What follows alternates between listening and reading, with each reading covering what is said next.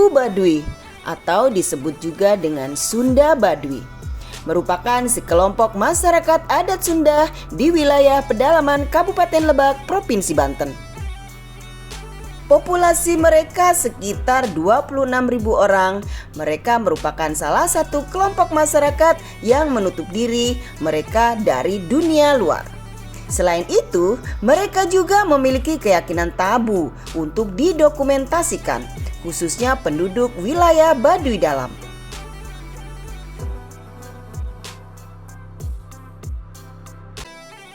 Suku Baduy termasuk sub-suku dari suku Sunda. Mereka dianggap sebagai masyarakat Sunda yang belum berpengaruh modernisasi atau kelompok yang hampir sepenuhnya terasing dari dunia luar.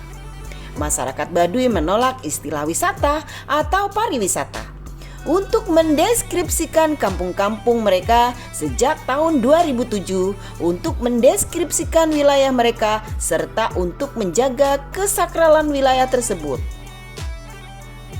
Masyarakat Baduy memperkenalkan istilah Sabah Budaya Baduy yang bermakna silaturahmi kebudayaan Baduy.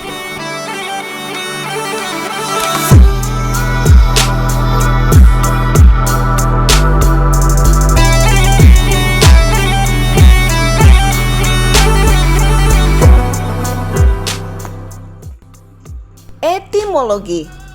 Sebutan Baduy merupakan sebutan yang diberikan oleh penduduk luar kepada kelompok masyarakat tersebut. Berasal dari sebutan para peneliti Belanda yang agaknya mempersamakan mereka dengan kelompok Arab Badawi yang merupakan masyarakat yang berpindah-pindah atau nomaden. Kemungkinan lain adalah karena adanya Sungai Baduy dengan Gunung Baduy yang ada di bagian utara dari wilayah tersebut. Mereka sendiri lebih suka menyebut diri sebagai orang Kanekes atau orang Kanekes, sesuai dengan nama wilayah mereka atau sebutan yang mengacu kepada nama kampung mereka seperti Urang Cibeu.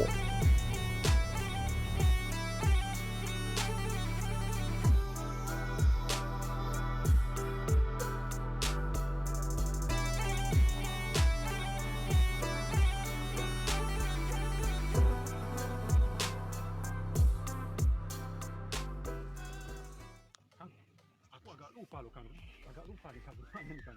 Ini produk-produknya Baduy. Sebentar ya, sebentar. Ini lagi ada di Baduy luar. Jang, rumahnya Kang Kasman mana sih?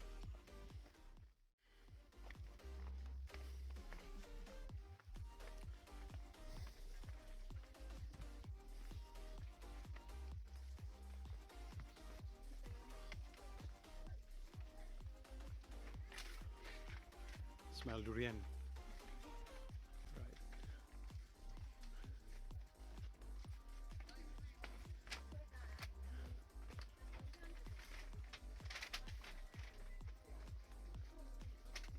Jadi if you want to buy durian, this is the right time to buy durian. Okay, it's very cheap. It's very cheap. So we are in Baduy luar right now. Ya, sumpah. Ngos-ngosan. Ini kita besok. Kita mau nerusin untuk besok.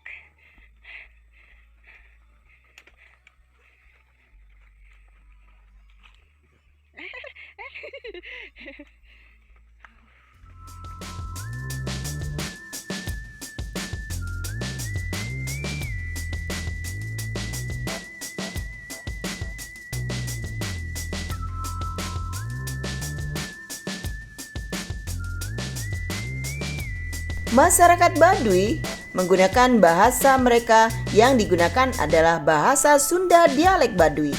Untuk berkomunikasi dengan penduduk luar, mereka lancar menggunakan bahasa Indonesia, walaupun mereka tidak mendapatkan pengetahuan tersebut dari sekolah.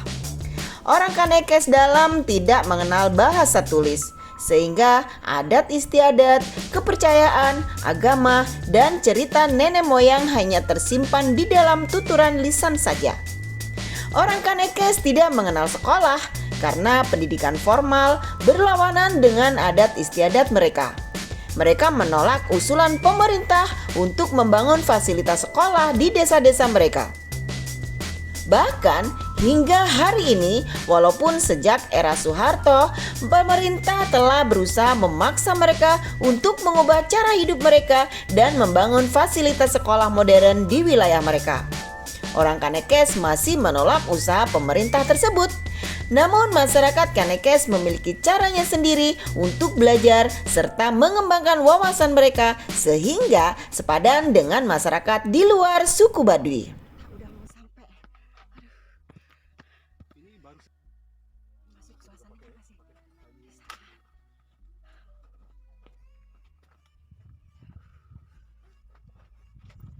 Oh ini. Ya. Akhirnya kita udah sampai. Kita udah sampai teman di rumah teman. Di sini. Kampung di Baduy luar itu udah bisa ngomong bahasa Indonesia ya Teh ya. Tapi masih ada yang belum bisa. Ya, tapi rata-rata udah. Soalnya kan udah banyak tamu ya. Terus kayak anak-anaknya juga udah pada pinter kan. Jadi kegiatannya kalau misal siang-siang anak-anak paling ke kebun ya. Sehari-harinya paling kalau sekarang kan musim durian. Iya, durian. Tapi pernah nggak Teh dari pemerintah misalnya datang ke sini terus ngajarin anak-anak buat sekolah gitu? Ada pernah nggak? Nggak ada ya? Kenapa? Emang nggak diperbolehkan sama ketua sukunya ya? Oh gitu. Jadi melestarikan adat budaya ya Teh ya, bagus loh. Ini Baduy ini jadi kebanggaan orang Banten karena mempertahankan kebudayaan gitu. Jadi harus benar-benar dipertahankan gitu. Salut kan teman-teman? Salut. Aku aja yang udah tinggal di Banten, udah dari 96 saya tinggal di Banten Teh. Saya baru kali ini saya datang ke Kampung Baduy ya.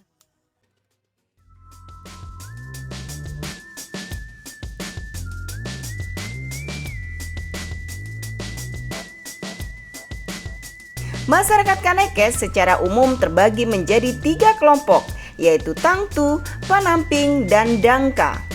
Kelompok Tangtu adalah kelompok yang dikenal sebagai Kanekes dalam. Dan yang paling ketat mengikuti adat yaitu warga yang tinggal di 3 kampung Cibeo, Cikertawana, dan Cikesik. Ciri khas orang Kanekes dalam adalah pakaiannya yang berwarna putih alami dan biru tua atau biru tarum serta memakai ikat kepala putih. Mereka dilarang secara adat untuk bertemu dengan orang asing. Kanekes dalam adalah bagian dari keseluruhan orang Kanekes, tidak seperti Kanekes luar. Warga Kanekes dalam masih memegang teguh adat istiadat nenek moyang mereka. Sebagai peraturannya yang dianut oleh orang Kanekes dalam antara lain tidak diperkenankan menggunakan kendaraan serta sarana transportasi. Tidak berkenankan menggunakan alas kaki. Pintu rumah harus menghadap ke utara atau ke selatan kecuali rumah sang puun atau ketua adat. Dan dilarang menggunakan alat elektronik. Menggunakan kain berwarna hitam atau putih sebagai pakaian yang ditenun dan dijahit sendiri serta tidak diperbolehkan menggunakan pakaian modern. Kelompok masyarakat yang kedua yang disebut dengan Panamping adalah mereka yang dikenal sebagai Kanekes luar atau Baduy luar yang tinggal di berbagai kampung yang tersebar mengelilingi wilayah Kanekes dalam seperti Cigadu, Kadu Ketuk, Kadu Kolot, Gajeboh, Cisagu, dan lain sebagainya. Masyarakat Kanekes luar berciri khas mengenakan pakaian dan ikat kepala berwarna biru gelap atau biru tarum. Kanekes luar merupakan orang-orang yang telah keluar dari adat dan wilayah Kanekes dalam. Ada beberapa hal yang menyebabkan dikeluarkannya warga Kanekes dalam ke Kanekes luar. Di antaranya adalah mereka telah melanggar adat masyarakat Kanekes dalam, berkeinginan untuk keluar dari Kanekes dalam dan menikah dengan anggota Kanekes luar. Sedangkan ciri-ciri masyarakat orang Kanekes luar adalah mereka telah mengenal teknologi seperti peralatan elektronik. Proses pembangunan rumah penduduk Kanekes luar telah menggunakan alat-alat bantu seperti gergaji, palu, paku, dan lain-lain yang sebelumnya dilarang oleh adat Kanekes dalam. Menggunakan peralatan adat dengan warna hitam atau baju tua untuk laki-laki yang menandakan bahwa mereka tidak suci. Kadang menggunakan pakaian modern seperti kaos oblong dan celana jeans. Menggunakan peralatan rumah tangga seperti kasur, bantal, piring, dan gelas kaca atau plastik. Dan mereka tinggal di luar wilayah Kanekes dalam. Sebagian mereka diantaranya adalah terpengaruh dan berpindah agama menjadi seorang muslim dalam jumlah cukup signifikan. Menurut kepercayaan yang mereka anut, orang Kanekes mengaku keturunan dari Batara Cikal, salah satu dari 7 dewa atau Batara yang diutus ke bumi. Asal-usul tersebut sering pula dihubungkan dengan Nabi Adam sebagai nenek moyang pertama. Menurut kepercayaan mereka, Adam dan keturunannya termasuk warga Kanekes mempunyai tugas bertapa atau asketik atau mandita untuk menjaga harmoni dunia. Pendapat mengenai asal-usul orang Kanekes berbeda dengan pendapat para ahli sejarah yang berdasarkan pendapatnya dengan cara sintetis dari berbagai bukti sejarah berupa prasasti, catatan perjalanan pelaut Portugis dan Tiongkok, serta cerita rakyat mengenai Tatar Sunda yang cukup minim keberadaannya. Masyarakat Kanekes dikaitkan dengan kerajaan Sunda yang sebelum keruntuhannya adalah abad ke-16 berpusat di Pakuan Pajajaran atau sekitar Bogor sekarang. Sebelum berdirinya Kesultanan Banten, wilayah ujung barat Pulau Jawa ini merupakan bagian penting dari kerajaan Sunda. Banten merupakan pelabuhan dagang yang cukup besar. Sungai Ciujung dapat dilayari berbagai jenis perahu dan ramai digunakan untuk pengangkutan hasil bumi dari wilayah pedalaman. Dengan demikian, penguasa wilayah tersebut yang disebut sebagai Pangeran Pucuk Umun menganggap bahwa kelestarian sungai perlu dipertahankan.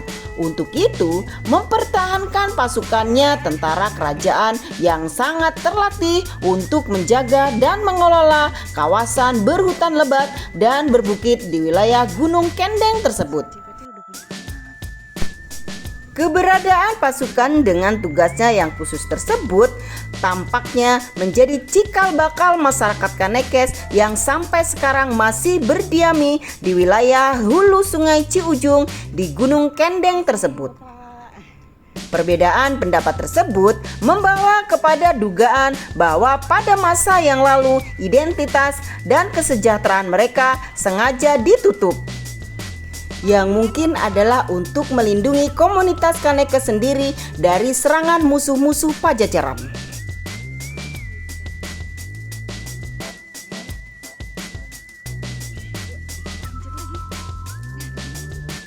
Sekarang kita bahas tentang kepercayaan masyarakat Kanekes yang disebut sebagai ajaran Sunda Wiwitan. Ajaran leluhur turun-temurun yang berakar pada penghormatan kepada karuhun atau arwah leluhur dan pemujaan kepada roh kekuatan alam animisme. Meskipun sebagian besar aspek ajaran ini adalah asli tradisi turun-temurun, pada perkembangan selanjutnya ajaran leluhur ini juga sedikit dipengaruhi oleh beberapa aspek ajaran Hindu-Buddha dan kemudian di ajaran Islam. Bentuk penghormatan kepada roh kekuatan alam ini diwujudkan melalui sikap menjaga dan melestarikan alam, yaitu merawat alam sekitar, gunung, bukit, lembah, hutan, kebun, mata air, sungai, dan segala ekosistem di dalamnya, serta memberikan penghargaan setinggi-tingginya kepada alam dengan cara merawat dan menjaga hutan larangan sebagai bagian dalam upaya menjaga keseimbangan alam semesta. Inti kepercayaan tersebut ditunjukkan dengan adanya pikukuh atau ketentuan adat mutlak yang dianut dalam kehidupan sehari-hari orang Kanekes. Isi terpenting dari pikukuh atau kepatuhan Kanekes tersebut adalah konsep tanpa perubahan apapun atau perubahan sesedikit mungkin. Dalam istilah bahasa Sundanya adalah lojor hente benang dipotong, pendek hente benang disambung. Dan artinya panjang tidak bisa, tidak boleh dipotong, pendek tidak bisa, tidak boleh disambung. Tabu tersebut dalam kehidupan sehari-hari diinterpretasikan secara harfiah. Di bidang pertanian, bentuk pikuku tersebut adalah dengan tidak mengubah kontur lahan bagi ladang. Sehingga cara berladangnya sangat sederhana, tidak mengolah lahan dengan bajak, tidak membuang terasering, hanya menanam dengan tugal, yaitu sepotong bambu yang diruncingkan. Pada pembangunan rumah juga, kontur permukaan tanah dibiarkan apa adanya. Sehingga tiang penyangga rumah Kanekes seringkali tidak sama panjang. Perkataan dan tindakan mereka pun jujur, polos, tanpa basa-basi, bahkan dalam berdagang mereka tidak pernah melakukan tawar-menawar.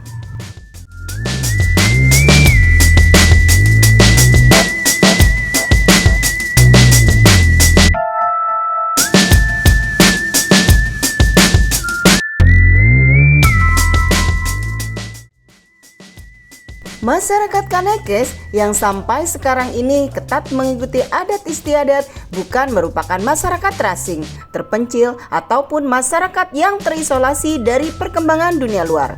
Berdirinya Kesultanan Banten yang secara otomatis memasukkan Kanekes ke dalam wilayah kekuasaannya pun tidak lepas dari kesadaran mereka. Sebagai tanda kepatuhan atau pengakuan kepada penguasa, masyarakat Kanekes secara rutin melaksanakan seba ke Kesultanan Banten.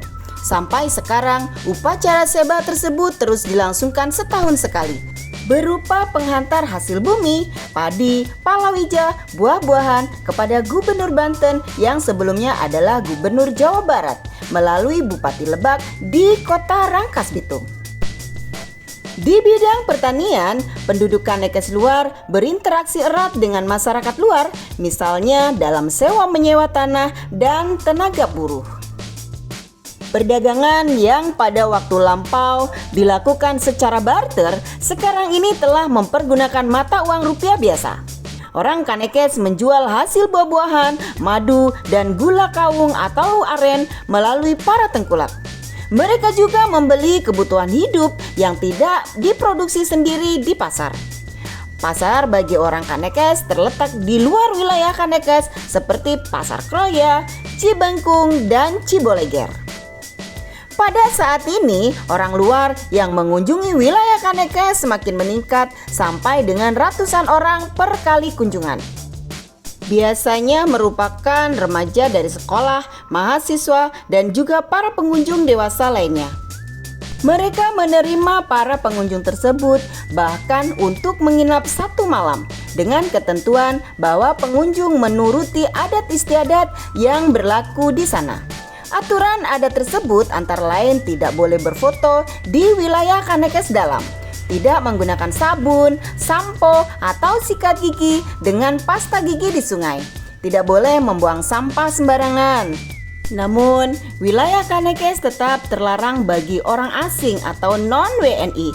Beberapa wartawan asing yang mencoba masuk sampai sekarang selalu ditolak masuk. Pada saat pekerjaan di ladang tidak terlalu banyak, orang Kanekes juga senang berkelana ke kota besar sekitar wilayah mereka dengan syarat harus berjalan kaki. Pada umumnya, mereka pergi dalam rombongan kecil yang terdiri dari 3 atau 5 orang, berkunjung ke rumah kenalan yang pernah datang ke Kanekes sambil menjual madu dan hasil kerajinan tangan. Dalam kunjungan tersebut, biasanya mereka mendapatkan tambahan uang untuk mencukupi kebutuhan hidup.